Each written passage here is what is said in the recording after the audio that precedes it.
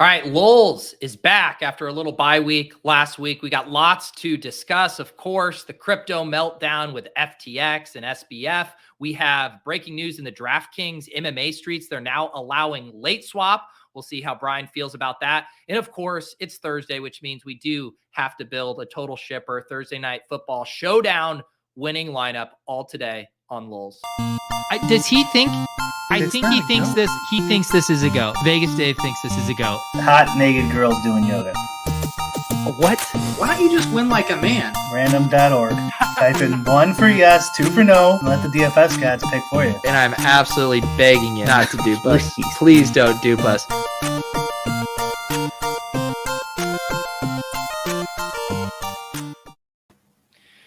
Brian, we weren't able to record last week. I had something come up at the last minute, but I feel like we've had many Lolzy things happen in these 2 weeks we've been off. Yeah, the rare missed Lolz episode. I know. For years we had just an epic undefeated streak, and it's taken a few hits over the coming months. What are you gonna do? And honestly, like our schedule is going to be, next Thursday is Thanksgiving, so we're not going to have a show. And then the following Thursday is my baby's due date. So, it might be a bit of a Lolz winter here coming up. All right. So you got to soak it up while you can, I guess. Good point. Yeah. There's some things are more important even than Lolz, Pete, believe it or not. It's hard to believe. I tried to tell my wife that if I asked her if she could get an Uber to the hospital because I had to do Lolz on December 1st, and she didn't like that idea. Yeah. Let's see here. You did. I think I have a little bit left. You did a marathon podcast with Davis over on the TakeCast. My guy Dangy Wing, of course, Nate Noling from the Gilcast. Where are you at? I obviously heard some of your takes on there, but I feel like this event is one. It's kind of a black swanish type event, but one that I feel like you've hinted at of that makes you afraid about holding crypto in like the short and midterm. Is this like the exact kind of situation that you're worried about bringing legislation down? Yeah. Clearly, right? I don't think that's a hot take, but apparently some people disagree with that. I think it's clearly the inciting incident, or one of the many inciting incidents that they're going to use. One of the reasons why it might not be, though, is because he seems to kind of be this media darling, and they're soft pedaling him in the New York Times, etc., compared to other people. So maybe they won't. Maybe they really like him, and they're not going to make an example out of him. So I'm not sure, but it's not Coinbase going down bad, which would be right. Yeah, really that bad. would be the end. Yeah. That would be the end for a long time. That you'd be buying $20 Bitcoin again. Yeah. Which I probably would. Yeah. But it's definitely not good. And I don't know if you've read anything today on it. There's even more reporting of his charitable donations or whatever. Yeah. He's like in the $500 million plus range of giving away money. It's not his, obviously, right? So he was just giving away customer dollars, maybe not in his head, who knows? Did you see that someone had a tweet today? One of the games he plays, he never achieved a certain level, and he's played all the time.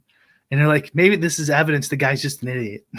I'm like, maybe if you play a video game constantly, you're obsessed with it. There's stories he would go into these pitch meetings and just be on his, just gaming, and they're impressed by this for some reason. Right. And they give him $200 million.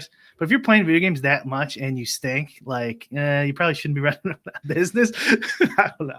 It does make it hard to untangle, right? Because this is a guy who was deified by the media, by crypto communities. I think that's a natural thing. We want to celebrate these, guys that we think are savants, in ways in the same way we do with kind of Vitalik and stuff too. But it is now hard to know how much of, clearly this guy was smart, right? He did build up a war chest with that arbitrage trading, but now there's so much stuff that now comes into doubt, knowing how many people he had in his pocket. You even see like the journalists over at Vox who were writing articles about him, and he like literally was funding their effective altruism vertical and stuff. And that it just brings into question like what was real about this dude and actually how sharp was he?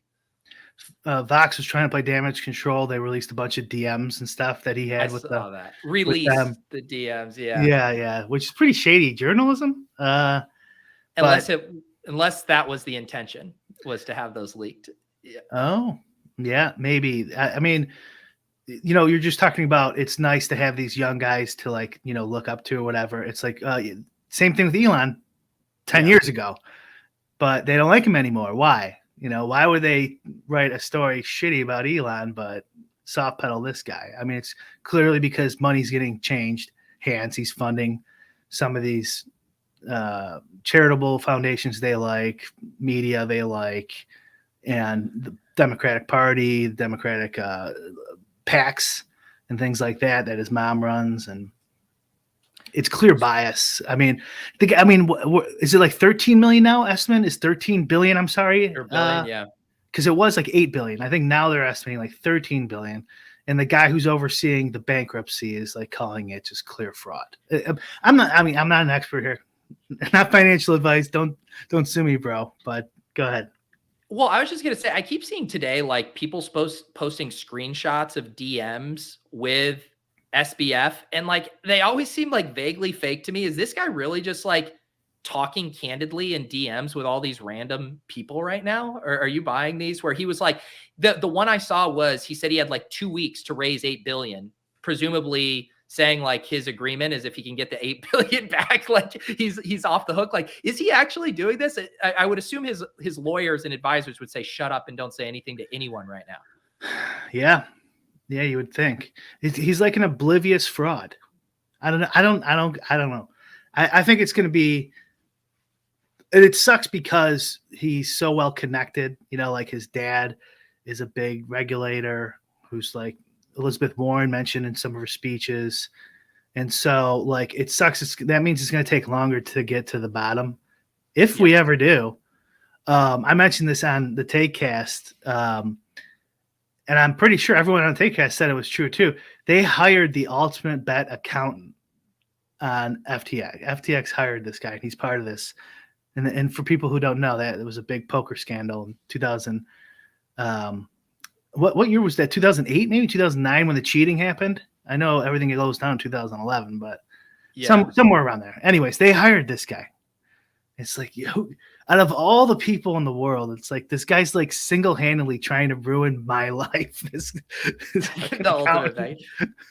I mean, when you think about like the cocktail of ingredients that SBF had, like it makes sense how he turned into just like the biggest like fraud scammer, in that you have a guy that's smart, who quickly amassed wealth, who knows he has the safety net of all of these political connections and all of this stuff. He'd clearly been setting this up, cozying up with these guys for a long time. Like he felt invincible. He felt like there was nothing that could get him in trouble. One, that he was in God mode. He literally built a backdoor out of the FTX system to play with these funds. It's almost that he's just like laughing. Like he was the spoiled, smart, rich kid who, woke up on third base and thought he hit a triple. And now he is finally having his moment of reckoning, and the reckoning probably won't even be that bad. God, I mean, we checked the odds. I don't know if they've changed on that Polygon or whatever the gambling site, and he was like 28% chance of prison time. I don't know if it's changed, and I'm assuming those markets are pretty small. Yeah, but doesn't that seem insane? Like, what was his name? Izzy, the MMA fighter. Adesanya, who lost over the weekend. Did you see he got arrested because he had brass knuckles in his luggage, and I guess that's illegal in New York, and he got arrested. So like this guy's getting arrested for brass knuckles, right? But you embezzled 13 million or 13 billion, and you just got to know the right people, and you'll be fine. Have the Republicans made this a talking point yet? Like how much he was in bed with the Democratic Party, or are they just like too dumb to even understand like how this crypto stuff works to not even want to bother with it? I think he gave money to Mitt Romney too. I might be wrong about that, but I'm pretty sure he gave to a couple of Republicans as well.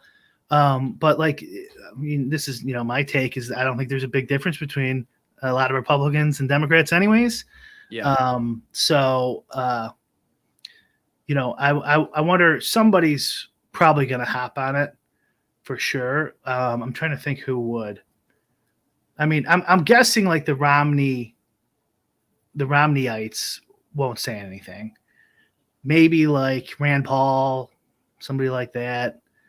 There's not a ton of Bitcoiners in Congress, unfortunately. It's bad for us. But somebody you figure would say something. They don't know anything about technology. Right? They don't know anything about this stuff. They don't know anything about gambling. Feel like in the right hands, though, it would be a really good talking point to bandy about. And, if you wanted to paint a lot of those guys, it's like you guys saddled up with a guy who was responsible for one of the biggest, collapses that we've ever seen in financial markets.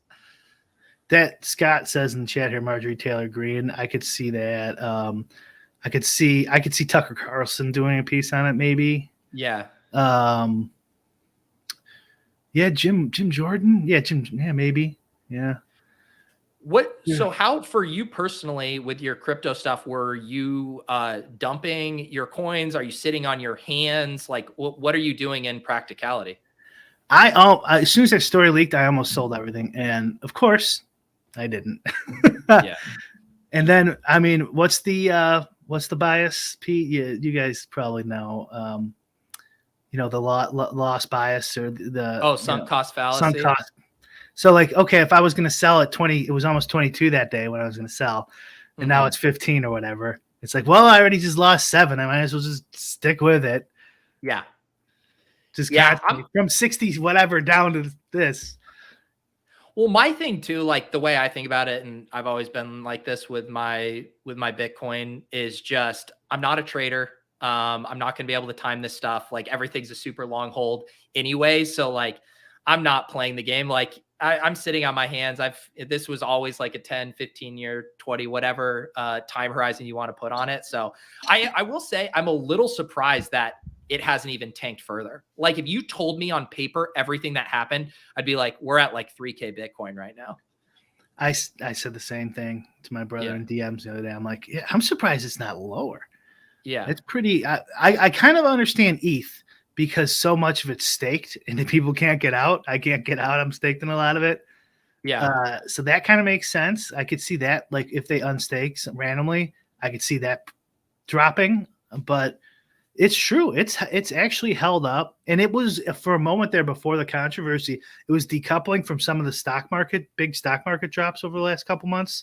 Not perfectly, but better than before, where it was like 0.9 R or whatever, which is always a sign, something I look into. So, but I mean, it's kind of like exploitive play, versus GTO. Like if you know that it's going to drop, even though you care 15 years down the road, you might as well sell it and then buy it when it drops, right? I mean, like if we know there's going to be some huge regulations that's going to drop it, and someone on the inside or something, hey, you should probably sell and then buy.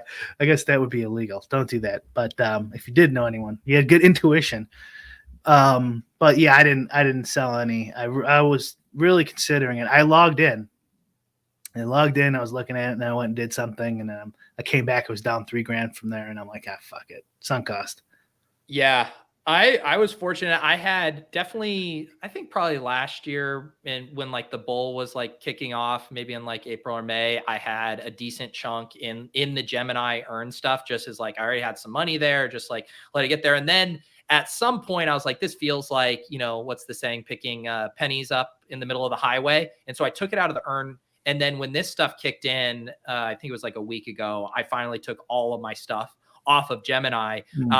Obviously feeling very, very good about that. And it was like a nice, you kind of appreciate that reminder. You get complacent. And again, it's such a cliche, not your keys, not your coins. This really, really illustrated it in a very real way of what that means. Yeah. And I did the same thing, except I left money on some of the ones because I'm staked. But I got off all the small ones. Like Gemini, in Kraken, like what other ones? Like BlockFi. Crypto.com. BlockFi's done, right? Yep. Pretty much. Crypto.com, I would say, is probably next on the chopping block if something's going under. Kraken, then Gemini. I'm just guessing here. Mm-hmm. And then, I mean, if we start getting there, oof. I mean, you might want to sell. I mean, if that shit starts happening, I don't care about 15 years. And like my bull case for 15 years, I talked about this on the pod too, is kind of changed a little bit to like we have to find a way to get kind of like, I don't know, the internet or something, more of like a Trojan horse where people don't even know they're using TCP IP or whatever the protocol is called, right? Mm-hmm. It's just, they're just using it, where somehow Bitcoin just has to be, you know, everyone's just using it and they don't know it, as opposed to everyone wanting it. Where before I always thought there was a chance people would kind of like, oh, understand the Federal Reserve's printing all this money. Why, you know, let's take the money out of the control of a centralized entity, the government, and everyone knows the arguments for Bitcoin. I just don't think that is realistic anymore. I don't think people care. Really, the majority of people, I think they don't care. And whenever a story comes out, like SBF, they'll paint it however they want to paint it, and the majority of people will believe whatever they say. So like now they'll probably think SBF's not that bad if they read the New York Times, but if they did the opposite thing, they'll like Elon, they'll think he's the worst. They'll just believe whatever they write. And so if they go after Bitcoin, it could really fuck us up. And I don't think people are just going to come to this epiphany that like Bitcoin maxis have. I just don't think that's realistic. I think the only path is it just becomes ubiquitous in people's everyday lives and they don't even know they're using it, kind of. Something like that. Yeah. H will talk about like the Gemini stuff. So yeah, so it was their the firm they were using for their yield farming stuff or whatever, the Genesis, that was the one that I think is in trouble right now. But their stuff, but if you were using their earn program, I believe withdrawals are still halted for that stuff there.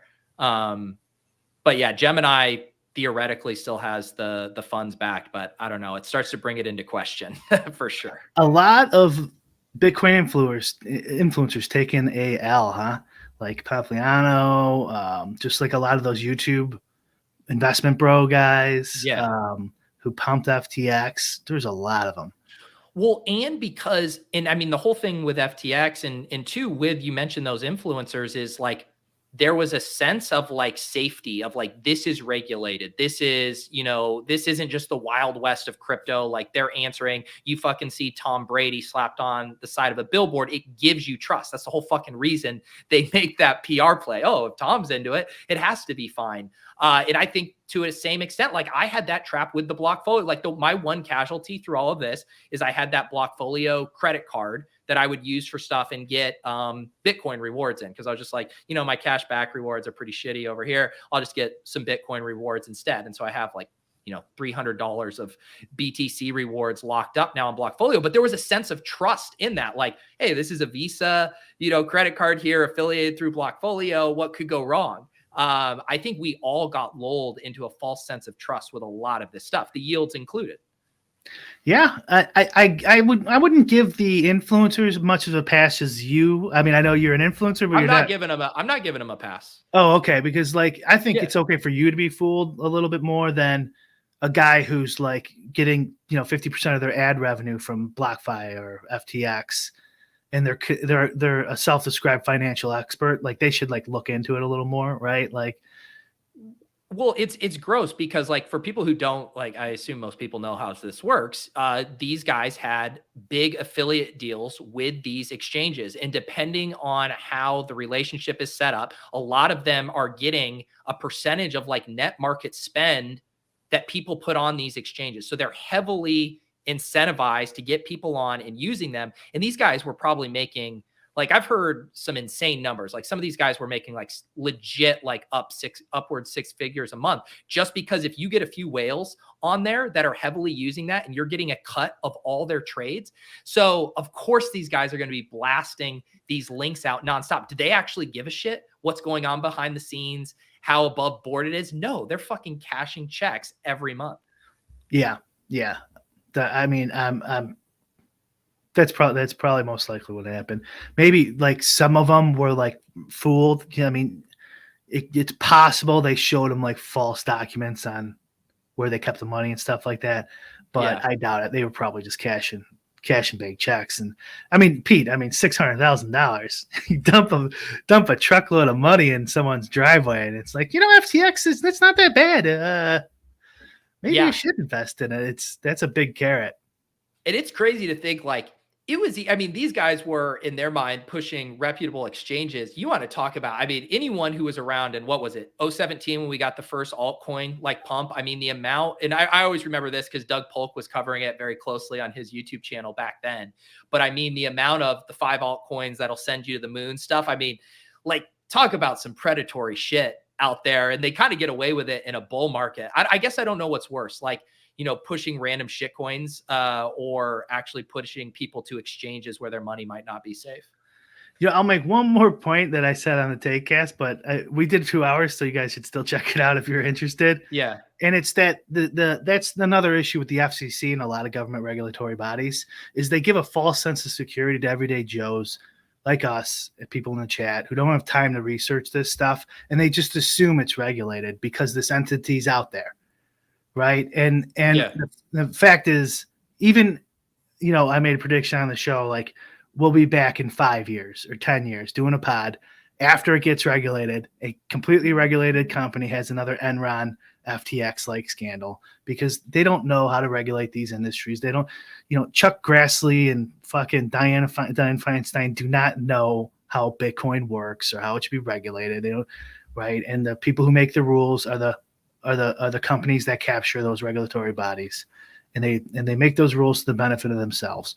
And so not only does it not work, it gives regular folks a false sense of security.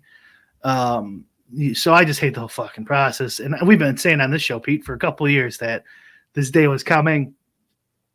It still hasn't somehow. They still haven't really come cracking down on regulation, but I think you got to see it soon here. I know. Yeah, it's definitely coming. You know how slow they are with all of that stuff. You even see how it goes down for like the tax reporting stuff. Like anyone who was, trading NFTs last year know how the infrastructure for even reporting that stuff like basically didn't exist. It like what do they say? The wheels of justice move slowly. Like this stuff is going to take so long to develop, but like it's coming, right? It's just a matter of when.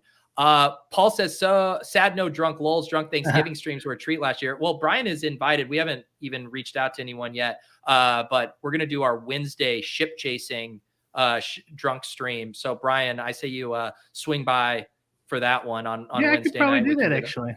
Little crossover over there. All right. Should we do MMA now? Yeah. Let's talk about this for anyone who didn't see MMA, which used to just have your regular one lock time whenever the first fight started. They've now moved to a late swap scenario. I still don't know the exact mechanics, Brian, of how it's going to work the window between there, but this is a pretty massive shift for what this means as far as playing MMA on Draftkings. Yeah, so it's going to be just like NBA. This is my understanding. Any fighter that hasn't fought yet, you will be able to switch your lineups. You won't see any ownership of those fighters till the fight happens. And it'll be exactly like MMA. I hate it.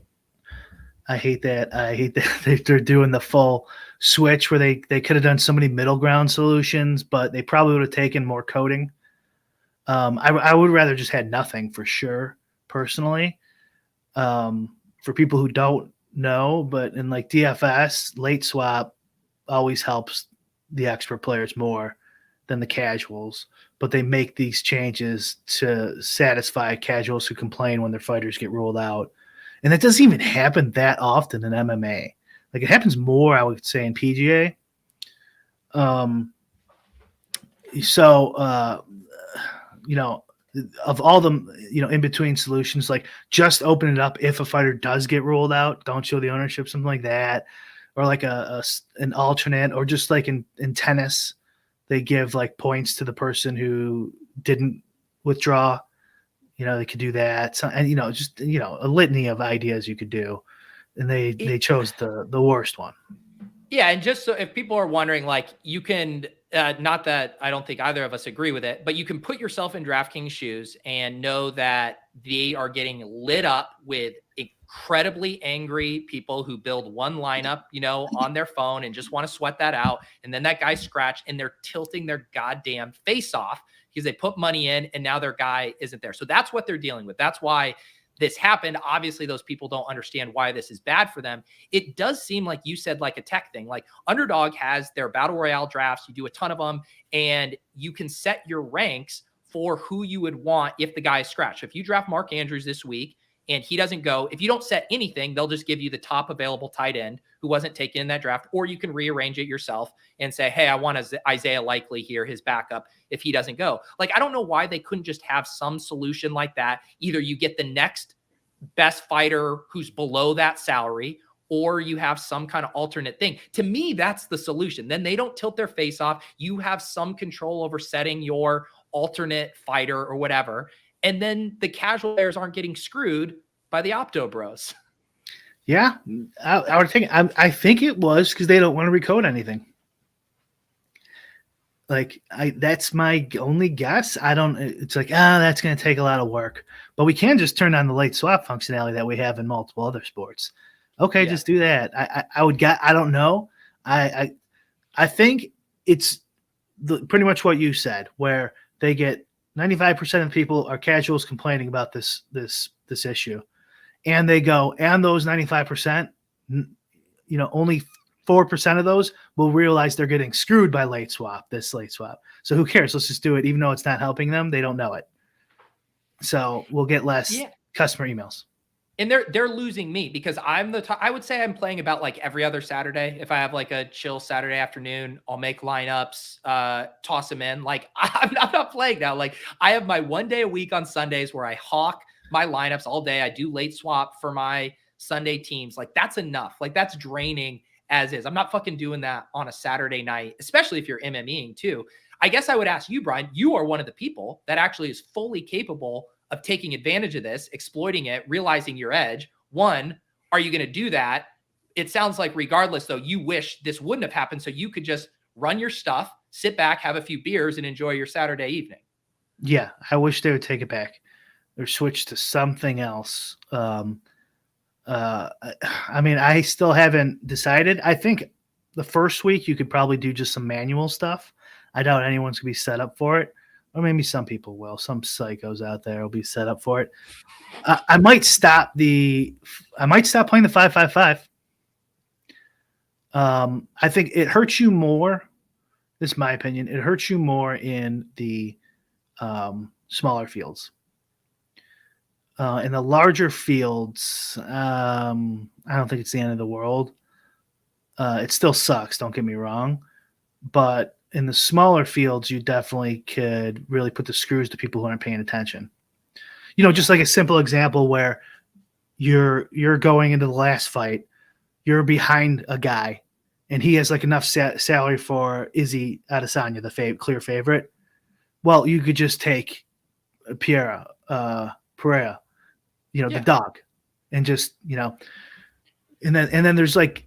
And then if you get really complicated, that's when you can start doing the game theory stuff where you just play a mixed strategy of sometimes you take Izzy and sometimes you take Pereira because they won't take advantage of you. But the more you spread out those whatever GTO head-to-head comparisons, and you start adding in multiple opponents, it's a lot harder to compute and figure out what the right move is. And a lot of times there's enough combinations where it doesn't even matter that much. But like if, you could just do some simple stuff. Like if you had a really, like I had that, what was his name? Graziano, whatever, like Italian named fighter at the lowest down this weekend, 6%. And I had him in like almost 40% of my lineups. Well, then I could switch all those to kind of more chalky, probably go and look at those, things like that. This is if you're doing it by hand. It's actually worse than NBA because if it's a 14-game slate, it's I was like gonna say, hours longer. NBA's from 6 to 9 real America time, right? That's pretty much it. Maybe 9:30. and wouldn't you say, like, of all the sports, the way, like, the stop-start nature to, like, the information coming in for each fight as it builds up, like, the late swap, like, becomes all the more powerful from, like, a GTO perspective, like, the way it is, because every single fight, you're getting more information, and it's staggered in a way that you could rerun your stuff every single fight with updated info to get you to the most optimal lineups by the end of the night.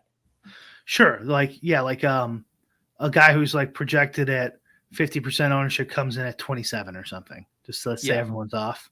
Well, then you could redo your stuff with that information in mind and so on and so forth. And, you're just trying to cash with some lineups now. They have no shot, but you just like, okay, well, I need these lineups. I need these type of guys because if it gets lucky, they'll at least cash. And you're changing the EV of all these lineups. Well, So there's always in the chat pushing back saying, like, how many people can actually take advantage of this dynamic? Like with regular DFS, there's levels to it, right? Like Brian, or someone who has a sim taking advantage of late swap scenarios is going to be different than even someone like, say Dink, who plays DFS and does a lot of late swap, like MME stuff. Like he's not using a sim, but he's still taking advantage of that dynamic to make better lineups with more information. So there's levels to it. So it doesn't just have to be sim bros. It could be guys who have access to Fantasy Cruncher or whatever that are able to re-optimize as well or take on more risk. Like, I don't think it's just binary. You have a sim to crush it or you don't. And you certainly don't. If you're not going to do it, you don't want to play head to head. Like it's very easy for your opponent to just make a swap on you. Right. So you don't want to play anything head to head, 3-man. I already recommend don't play 3-mans, but if you do, definitely don't do it now. Like, or small field, like, 10-man, stuff like that. It's easy for your opponent to just go in, take a look, and be like, oh, okay, he's in first, so he's probably playing the favorite in the last fight. I'll just switch to the bad guy. And then that lineup goes from totally dead to now having, whatever, now low, like 25, 30% equity for cashing, but that changes his EV completely and kills yours. Yeah, and it'll be really, like, do you think Neil, who I know plays a ton of MMA, just not worth it if you can't dedicate all day to it, which is what people say about NBA. It's why Ricky D said you can free your mind, you can free your soul by not playing NBA. Do you think the prize pools, like, take a hit? Do you think there are guys like you who are actually fully capable of taking advantage of this dynamic that just start sitting this out because you don't want the whatever mental and physical energy regarded to do it correctly? Well, he also said that no one will sit it out. He said everyone will bitch and they'll still play. It sounds like a lot of people will be sitting this out a little more frequently unless they have their whole Saturday open. And as me and you are well aware when inviting people on the show, DFS players have a lot of free time. So I'm not worried about doing that. But I do think some people will stop. Like I said, I might not do the big ones now because they're so small. It's so long too where NBA also has a structured start time where did I say NBA? NBA is a structured start time. MMA is kind of a little random. Yeah. So like if the guy gets or girl gets knocked out in the first, there's going to be a longer break. If in the second it's a little shorter, in the third you got a short break. So you really have to keep that in mind. If there was a full 3 rounds and then the next fight gets ruled out or whatever, maybe not the next fight, but a fight down the road, you have a lot less time to change those lineups. I don't even know what that could be, 10, 15 minutes. It just seems like a horrible idea that could piss people off too there because they'll be like, oh, my fighter's ruled out. And then they got like 5 minutes and then they don't get it in.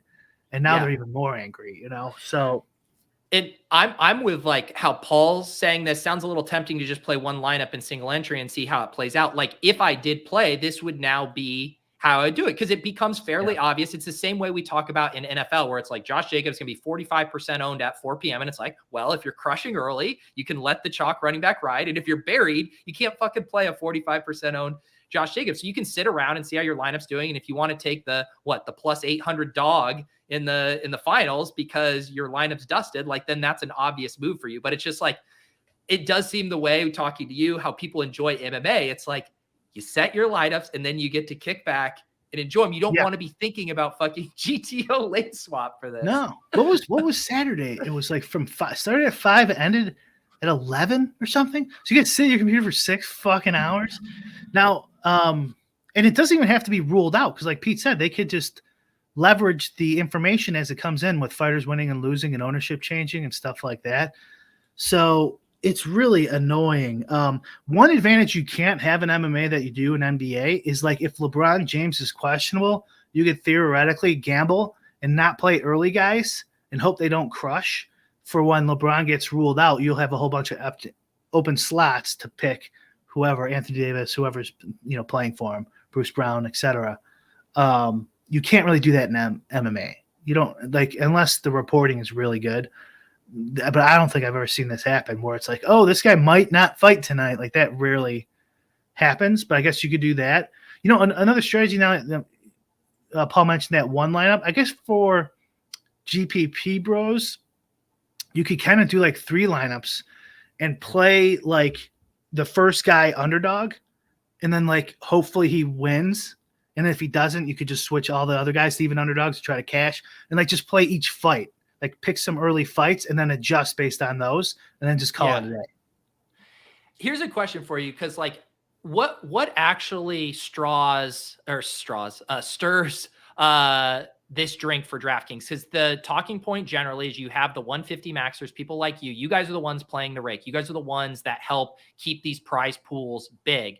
And yet it's clear that the, vocal majority in this case were the casual players who are tilting their face off. Like you guys aren't DMing DraftKings, asking for this kind of stuff. So like if DraftKings is waiting, like our MMA DFS ecosystem, what's more valuable? Our 150 maxers and our hardcore players, or the casuals who are just putting in one lineup? I mean, this seems to tilt it in saying that they care more about those casuals, right? Yeah, it does. Yeah. I wish I knew what the real behind the scenes reasoning was. It'd be interesting because they're public. Yeah. Whatever they say publicly is probably not going to be like, these idiots won't know that it's bad for them anyways. Just do it and then they'll stop complaining. Who knows what their final reasoning was. I wish they didn't do it. Like if anything, MMA could have used like a slight scoring change. Like I think like for stuffs when they stuff a takedown, that should be like a point or something. I think that would level the scoring out. Otherwise, it was like a really good product. And you set it took me about an hour to do all my stuff, set it, play all their turn. I played everything. I mean, they're middle, they're big, they're small.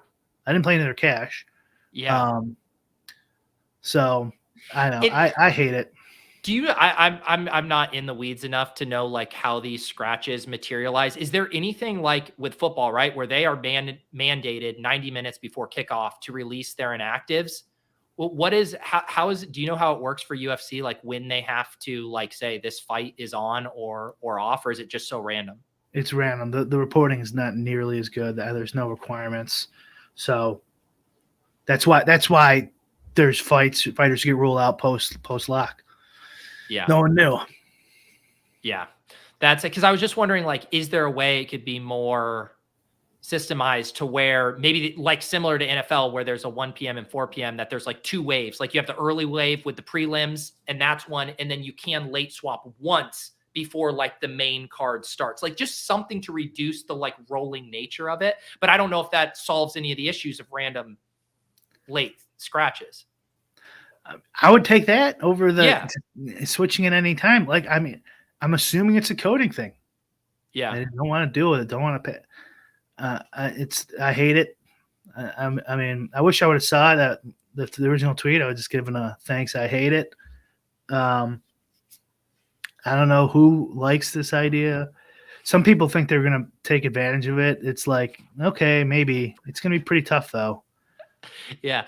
A lot of fighters hanging out in the Deposit Kingdom Discord. Their coach is ready to release the alpha to us here for these late scratches. Did that happen? No, I don't think so. Hey, we have had Pete get us some League of Legends boots alpha on the ground reporting from Stixay's mom. It's right. It's right. I know. those were the golden days where I was the Adam Schefter of League of Legends there for a little bit. Who was That's the guy right. that was actually the main reporter for one of those leagues? He's like some Korean guy. He was the true Schefter who would release the starting lineups. Yeah. What was his name? Someone in the Somebody chat said might remember Oh, that no. guy's name. Oh my God. Yeah, because like he would occasionally write in English. Kenzie, yes. Kenzie. Kenzie, that was it. Lou remembers. Oh man, that guy was great. Man,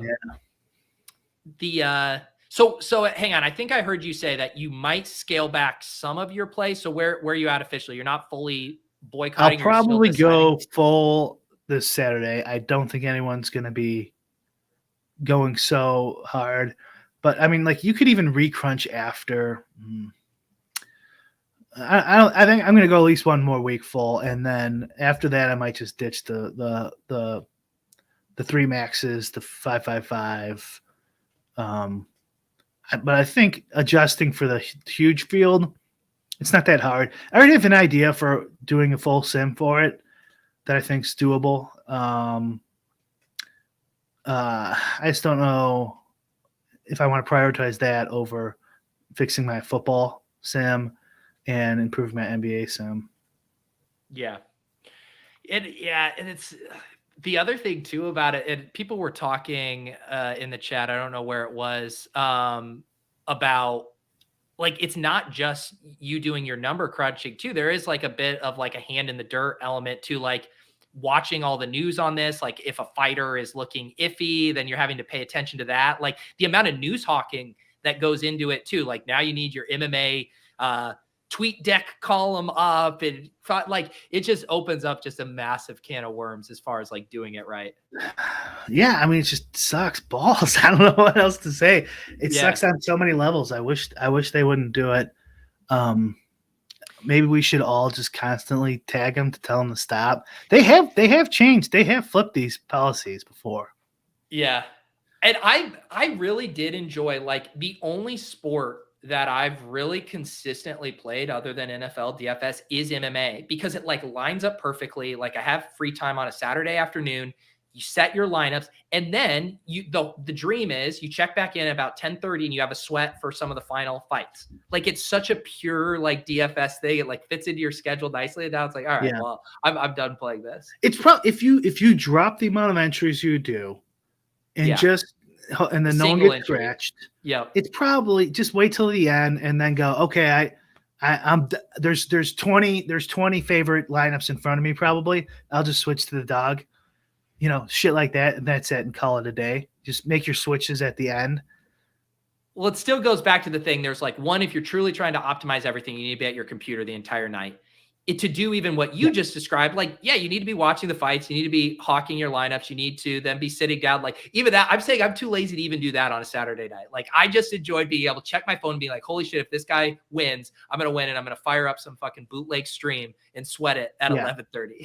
Yeah. I'm not describing a winning strategy. I'm just saying if I still wanted to play and I was just a guy who kind of enters, 20 lineups every other week, I would probably enter like 2 lineups or 3 lineups. Yeah. And then watch the fights, don't watch the fights. Just, check your phone for people getting scratched, I guess. Yeah. But hopefully, I mean, if you're on Twitter anyways, you might see that. And then pop in at the end. And then look, if you're doing well and you got a shot to win, look at that lineup that's got a shot to win. And then switch that last guy to whatever's more favorable. And that's it. And then, I mean, I'm not saying that's going to win long term. Here's another thing, too, is what if they do switch? So I bet a lot of people won't put the time in, because they might switch back. And why would you spend all this time building out a late swap MMA sim when there's a reasonable chance they might stop it? So I don't know. I mean, I'm not starting. I'm not doing anything on it yet. But I bet some other guys aren't either. Yeah.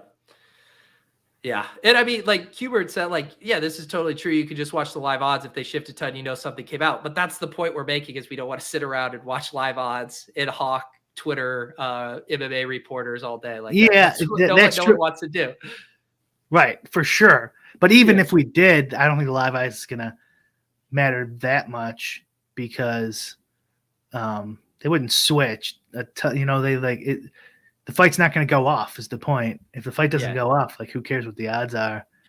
I mean, I But- guess maybe they would, but Well, I guess one thing that I'm always been surprised, like, hasn't really happened in it, or I guess I should ask you for your system with your sim, like for NFL, are you able to run something that would be able to pretty accurately project 4 p.m. ownership percentages based on what came in at 1 p.m.? Like, do you have an automated way to gauge or like fine tune your 4 p.m. ownership after getting 1 p.m.? I don't for NFL, no. But I don't think it's probably something I should add. But I got a whole bunch of holes I'm trying to plug first. Yeah. In like NBA, and there's only so much time. My guy has the code, so I would like to add that, but no, I don't. And I know exactly how I would do it. But also like it's not apples to apples for how I do it anyways. Okay. So what do you think of like the conversation? I know Adam Levitan had a tweet, I think it was last week. And, there's obviously been all kinds of conversation about ownership projections and also the differences in, high stakes, single entry 3 max versus the lottos and all of that. Like, where are you at are you surprised that like the industry hasn't adopted more like dual ownership sets or more contest specific ownership sets? It seems like for them, it's just far too much work relative to what they're actually going to get back from that investment. Yeah, probably is too much work for them. I would like it. I told him, hey, do it. I'll help. I'll take them. You'll pay for it. Yeah. Yeah. I'd like it. But that hasn't come out yet, has it? I mean, Stochastic's got a bunch. They have a decent amount. Like they have late slate. They have showdowns, but only a certain size. But yeah, it would be sweet to see like a single entry, a small field high stakes would be cool. Yeah. But you can make these adjustments on your own a lot easier than coming up with your own ownership. Yeah. Like you could just use their ownership, build up a database of their ownership with the actual ownership and the whatever GPP you're trying to beat. So say a single entry, and then just run a regression on the results with like just points per dollar even. Mm-hmm. Maybe like salary points per dollar. There's some tricks you can do in there too, and then compare it to what the actual ownership was. And then you could just use the real ownership, apply that regression for your single entry. And voila, you'll have close enough ownership.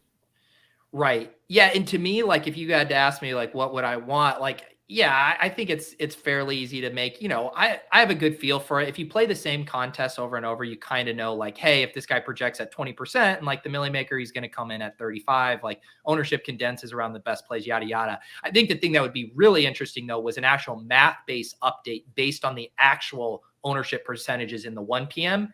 to then inform like the 4 p.m. Because there's always like a lot of guesswork with it. And sure, you can do some math, but with the flex and there's just still enough ambiguity that it is a moving target. Yeah. And you could easily do this. You could though, like, let's say that there's 2 games in the afternoon slate. You could take the 4 quarterbacks ownership in the early slate and just apply it to 100%.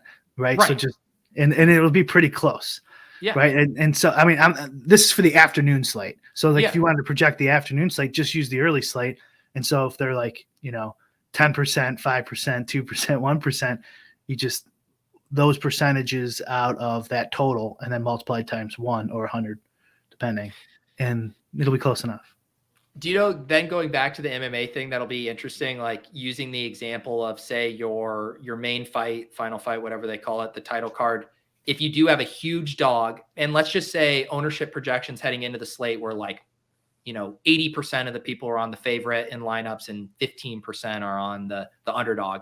And then now that you have late swap, seeing what that comes in over the projected 15%, let's assume it was correct, and knowing how many people are taking advantage of that, because theoretically, how many lineups in, I don't know, 100,000 person contests, like they should actually swap to that underdog, knowing that ownership percentage. Yeah. And that would give you a really good gauge of how many people are actually taking advantage of it. Because then you flip over the cards, you're like, oh, this guy came in at 35%. There's a lot of people taking advantage of it. That'll be interesting to see. Yes. And I'm guessing it's not gonna. They're not gonna adjust properly, and it's going. In the beginning here, it's gonna be way off, and they're not gonna adjust for it. So I would probably overcorrect in the early going, just assuming they're not going to adjust for it. So definitely don't. And it is for much easier, like Brian was saying, when you can look at your opponent's right. And this is why you don't want to play the 3-mans and stuff, right? Because it's going to be far more exploitable for the people who are able to go through each individual one of those. Right. Yeah. So if you're in the lead in the head-to-head, whatever the percentages are of the fighters win percentage, you should be mixing those on that proportion of who you actually end up picking. Mm-hmm. So if it's 80-20, you should be picking that 80% guy 80% of the time, and the other guy 20% of the time in a perfect strategy. But in reality, you probably in the beginning should just do 100% the 80% guy, because they're not going to switch enough. And then eventually move that over to probably 10%, and I don't know, maybe 15 max. I would still just be exploitive there probably for now. God, I hate this. I don't want to do that with MMA. MMA was so fun, man. Just make an hour long, sit back, turn on the big screen, and watch some fights. My guys get their ass kicked, put on YouTube or something. It is really crazy too that I guess I haven't seen have you seen? I know Blender had tweets out that he hated this. You hate it. Are there any sim bros that are licking their chops at this? Of I'm sitting around anyways on a Saturday night. Let's fucking go. There has to be. Yeah. I'll ask a couple people. I don't know. I haven't really asked anyone. When there's money to be made, Pete, when there's money to be made, expect to be cheated and expect the sim bro to outwork you. Well, it goes back to kind of more of Ricky's thing with NBA, right? If the projections and stuff is so efficient, and then it's also requiring this additional massive time investment, what is the actual ROI? If let's just say now these guys have to sit around their computer for an extra 5 hours that were literally free for them to do whatever else. There's an opportunity cost. You can put an actual number on how much your time is valued there relative to what edge you're gaining. It's true. I get exactly what he's saying, and I'm on board for the majority of it. My only argument against Ricky's point there is for the NBA, it's about 3 hours, 6 to 9. And if you work a shitty job in real life and have a shitty boss and you have to commute and it just sucks. And then someone's complaining about making a nice living and putting in an extra 3 hours to achieve that. It sounds a little entitled. You know what I mean? People actually have really shitty jobs out there. So I'm still putting in that extra 3 hours for now. And sometimes you don't even have to do too much. Come on. We're Pete's like what I don't know what you're calling yourself now. Just a sports gambling influencer, whatever your job is. I don't know. I don't even know how to explain it to anyone, Brian. So I don't blame you for. I'm a gambler. We're lucky. Yeah. Whatever you want to call yourself, you're in the good lucky spot. So a couple extra hours, I'm fine for now. Although I do get his overall general. And this pattern for casuals too. One of Underdog's most requested features with their Pick'em product was insurance. It's where people wanted to have insurance when they do a 5-leg, if only 4 hit, that they're able to get that back. And they're actually hurting their long-term EV in playing Pick'ems the way the insurance is. In the same way, you don't want to do insurance playing blackjack. It's just a thing that makes us feel better. And so the casuals want to know. And so it's long-term, it's going to hurt you. Maybe if you're playing one lineup, it's not actually impacting them on these small sample sizes. But overall, for the ecosystem, it's just a double whammy, right? Because it'd be one thing if you guys were all going to continue playing and then they had their way. But if they actually lose some of their whales, MMEing, it could just doubly hurt the ecosystem of casuals getting it in bad and less guys even wanting to max. I agree with you. And remember pre-pandemic, what was first place? Sometimes it was 20 grand, I think, on small nights, 50 grand occasionally, if I recall correctly. And then they started doing $100,000. They eventually had a $1 million. If you guys remember that, first prize in MMA. And then so they had this, kind of lucky rise in their MMA product because of the pandemic that stayed with it post pandemic, and then they fuck with it. Yeah. So it doesn't make any sense to me. I hate it. I'll probably end up degenning for a while and possibly making my own thing.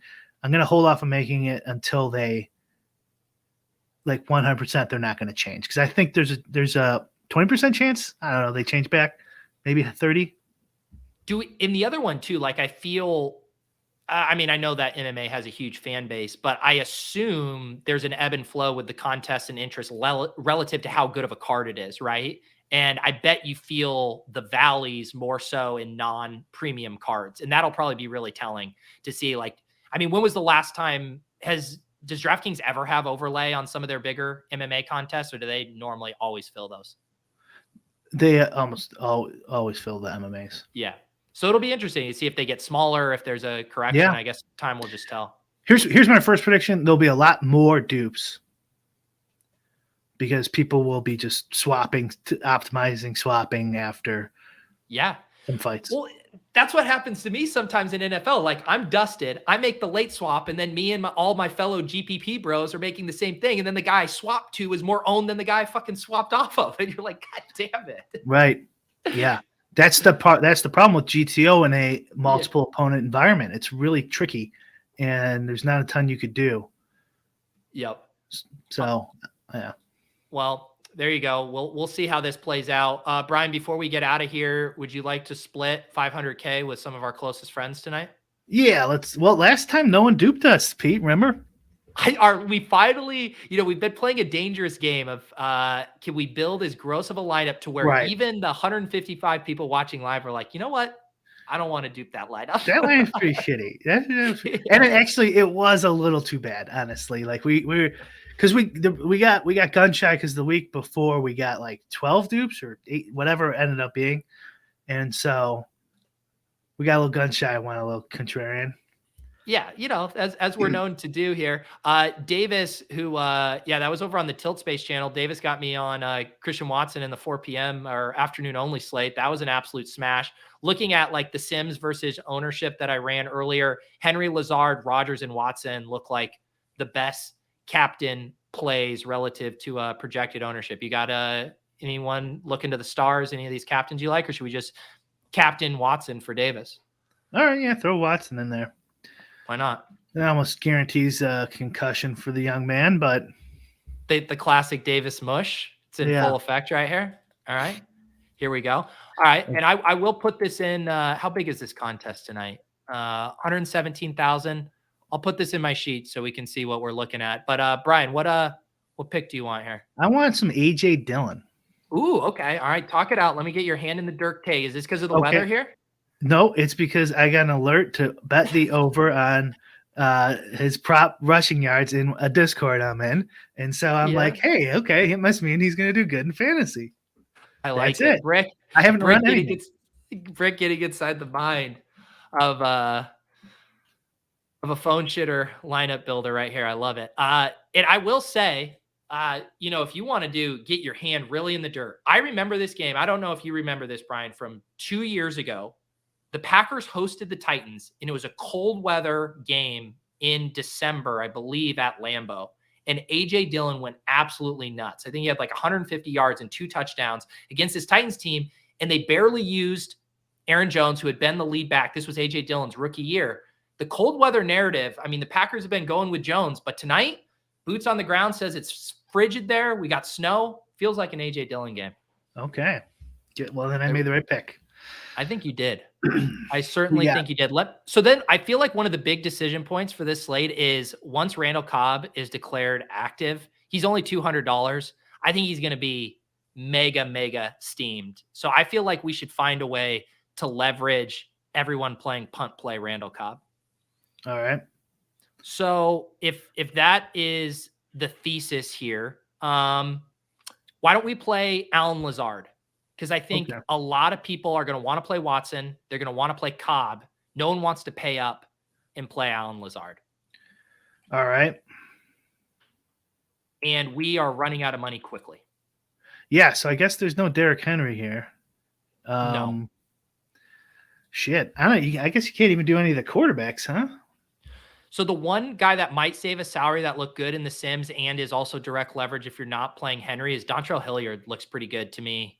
Yeah, okay. At 3,200. Yeah, put Hilliard in there, and then let's see what we got left. That gives us. Okay, now we got plenty. We're good. Yeah, we're good. Yeah. Okay, now do we want to go 4-2 or a 5-1?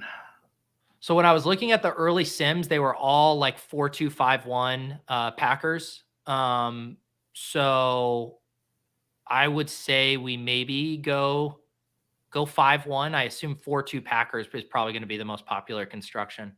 Okay, well then I think we have to do Rodgers then. I mean, you want to do Rodgers, and then if we get too doopy, switch him out? Yeah, Aaron Rodgers, and then that leaves us 9,300 there. So we got Rodgers to Lazard, Watson, Dillon. I'm guessing like a kicker defense here probably helps us not be too doopy. Well, and we're going to be way under the salary too. Right. So I mean, or if you wanted to, you could toss Tunyon or Dusty Sammy Watkins in there.